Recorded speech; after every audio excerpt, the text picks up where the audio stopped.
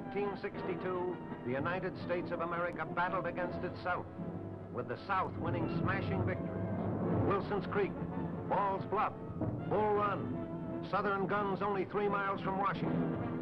Panic spread through the North, already facing bankruptcy under a war cost of $2 million per day.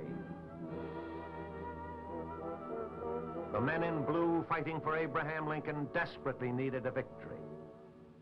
Then, like a bolt of lightning, General Grant strikes a sudden surprise attack on the Tennessee River, abandoning the Mississippi campaign. The Tennessee Plan, it was called. And the South staggers as Grant captures Fort Henry, Fort Donelson, 15,000 prisoners, tons of ammunition, guns, and supplies. Immediately, the whole North rebounds into a victorious viewpoint.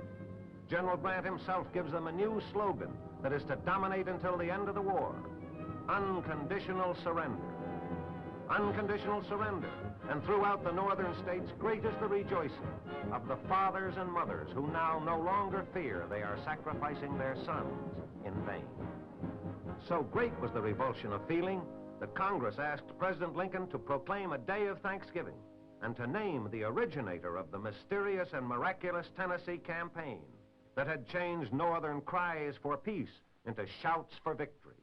Which of the Union military leaders or strategists was the author of the Tennessee Plan? Proudly and happily, Lincoln issued a proclamation to declare the day of Thanksgiving, but the presidential order made no mention of the genius to whom glory for the victory was due. He parried questions with a whimsical answer.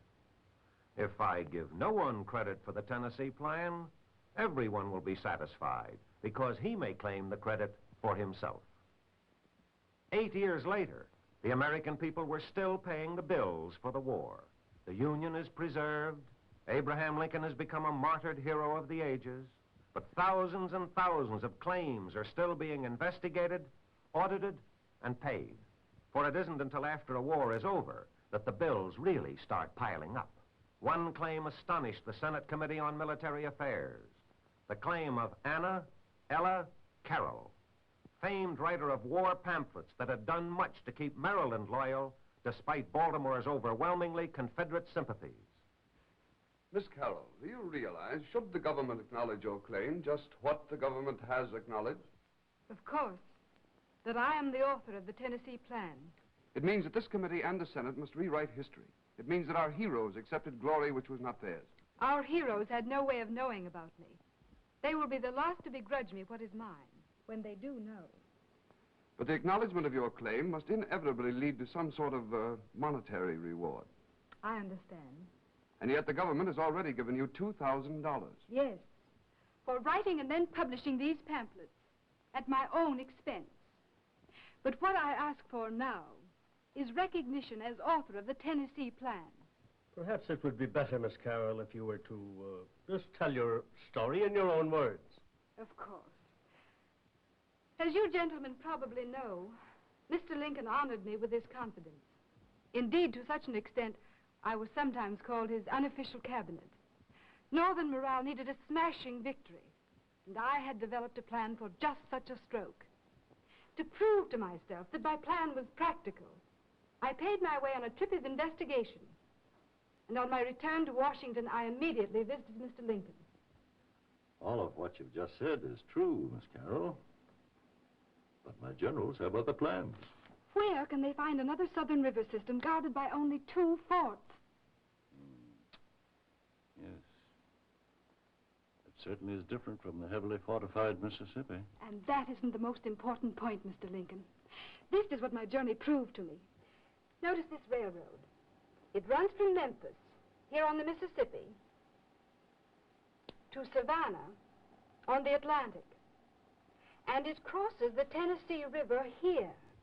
That railroad is the only direct line the South has from an Atlantic seaport to a Mississippi river port. Cut it by capturing the Tennessee, and you've divided the Confederacy.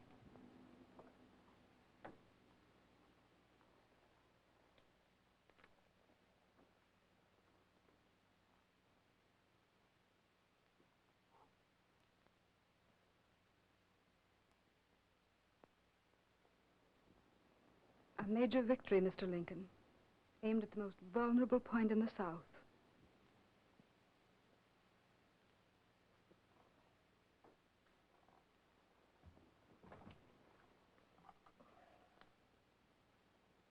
Have, Grant, attack along the Tennessee River at once. And I don't need to tell you the result of that message. But, Miss Carroll, assuming your story to be true, why didn't Mr. Lincoln name you as author of the plan in the Thanksgiving proclamation? There was a reason for that omission, sir. We were standing by the window, watching the crowd.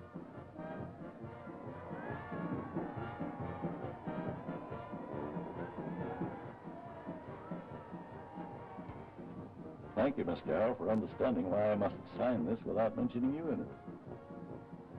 At a time like this, Mr. Lincoln, no civilian, you or me or anyone else can be considered. Nevertheless, what you've done places this nation in debt to you forever. But the money you've spent's another sort of debt. One the government can and must pay now. Very well, Mr. Lincoln. And when the war is over, I shall tell a grateful nation how you turned defeat into victory. Changed the ebb tide into flood. His promise to me was one of many he wasn't given time to fulfill. That is why I'm asking you to fulfill it for him. But Miss Carroll, everything you have said depends upon your word. We must have proof. I myself haven't that proof. I left it with Mr. Lincoln. Was it specific proof, Miss Carroll?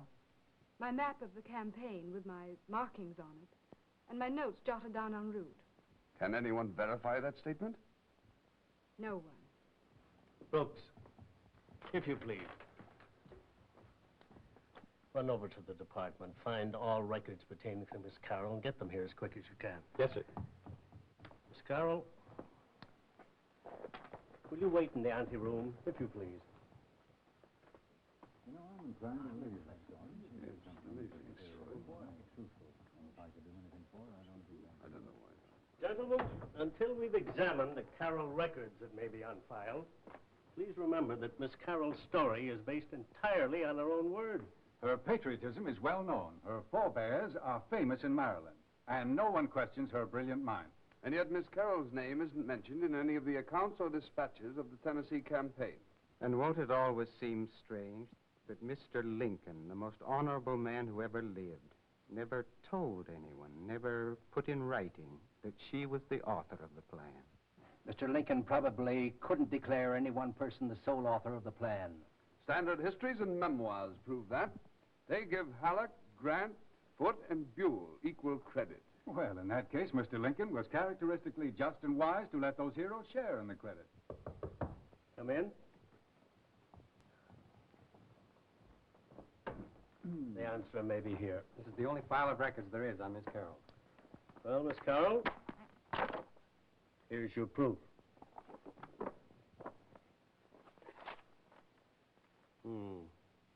A list of all pamphlets published by you. Receipt for payment for your pamphlet.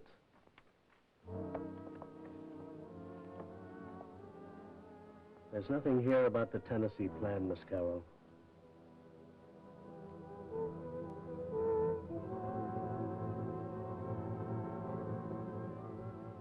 For 24 years, Senate committees on military affairs debated the strange claim, from the 41st Congress in 1870 until the last to consider it, the 52nd Congress in 1894. Her claim was never acknowledged, but it was never officially denied. Thus, the elusive mystery of Anna Ella Carroll. Was she deprived of the glory due that patriot who kept this nation under one flag, that freedom might live? The mystery can never be solved now, for the stage is forever dark, and the passing players who gained the glory can talk no more. Only Anna Ella Carroll herself knows whether or not she wears, in her seventh heaven, a greater glory.